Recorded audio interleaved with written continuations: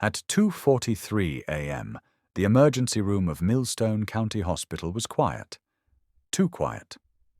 The night shift nurse, Celia Hart, sipped lukewarm coffee behind the reception desk, reviewing routine logs. Her eyelids were heavy, her thoughts scattered. The rural hospital rarely saw anything other than broken arms or frostbite this time of year.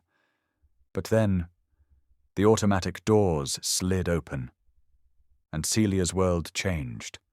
The freezing wind howled through the entrance, but it wasn't the cold that made her freeze.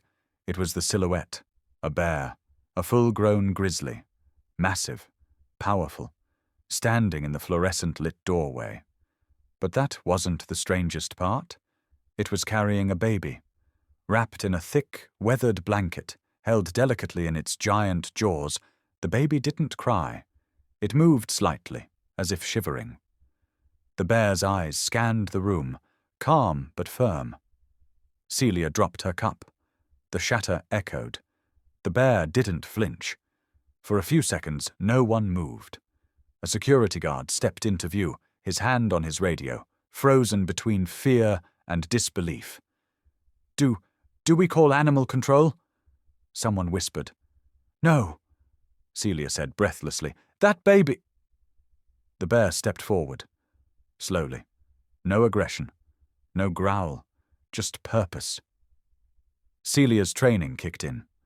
She stepped forward carefully, hands raised, voice soft. "It's okay. You're safe here." The bear lowered its head gently, placing the wrapped infant on the floor just feet from Celia's shoes. The baby whimpered. Then the bear turned, slow, steady, and walked back through the doors into the cold, disappearing into the snow-covered night. Stunned silence. Everyone stared at the bundle on the floor. Celia rushed forward, kneeling over the child. She gasped. The baby was freezing, but alive. "Call pediatrics!" she shouted. "Get a warmer and oxygen! Now!" Minutes later, the ER was transformed. Doctors huddled around the child, warming its body, checking vitals, and hooking up oxygen. The baby was no more than 6 months old, pale, malnourished, with bruises across his arms and legs. "Where the hell did that bear come from?" someone muttered. Celia's hands trembled as she wrapped the baby in a fresh blanket. She couldn't stop staring at the door. Who walks into a hospital and leaves a baby? And it's a bear? It didn't make sense, but she knew one thing. That bear wasn't random. It had saved this child. By 5 a.m., the hospital administrator arrived. Police were called, wildlife officers, media too. The baby was stable but still unidentified. There was no ID, no note, no record of missing children matching his description. Celia stayed by the baby's side, unable to leave. The image of the bear, quiet, noble, careful, refused to leave her mind. Then, just before sunrise, a local sheriff walked in holding a photograph in a sealed evidence bag. "You need to see this." The photo was grainy, trail cam footage from a month earlier. A woman walking with a baby in her arms. Behind her, a large grizzly bear followed, not chasing, just watching. The officer spoke low. "That woman was found 2 weeks ago, dead. No baby in sight." Celia's eyes widened. "So you're saying this bear had been watching them? Maybe protecting them? Maybe—" He didn't finish, but Celia felt the answer in her gut. That bear had known the baby was in danger, and it did what no human had done. It brought him to safety. She turned back to the sleeping infant, brushing a thumb along his cheek. "Who are you, little one?" she whispered. But deep inside, a new question had begun to bloom. The hospital quieted as the storm outside passed, but inside, a storm of another kind raged in Celia Hart's chest. She hadn't slept since the bear walked in carrying the child. Every time she closed her eyes, she saw it, the massive creature, eyes full of pain and urgency, placing a helpless baby at her feet like a sacred offering. But why her? The police continued their investigation. They identified the deceased woman in the trail cam photo as Alina Brooks, a single mother who had lived off-grid deep in the national forest. Her cabin had burned down weeks ago in what appeared to be an accident. No neighbors, no records, just ashes and a missing infant. Everyone had presumed the child died in the fire, too. Until now. Celia stood over the baby's crib, her thoughts racing. He was sleeping peacefully now. Oxygen removed, color returned to his cheeks. She reached down and gently opened the blanket that had arrived with him, a faded hand-stitched piece of cloth that still smelled of pine and fur.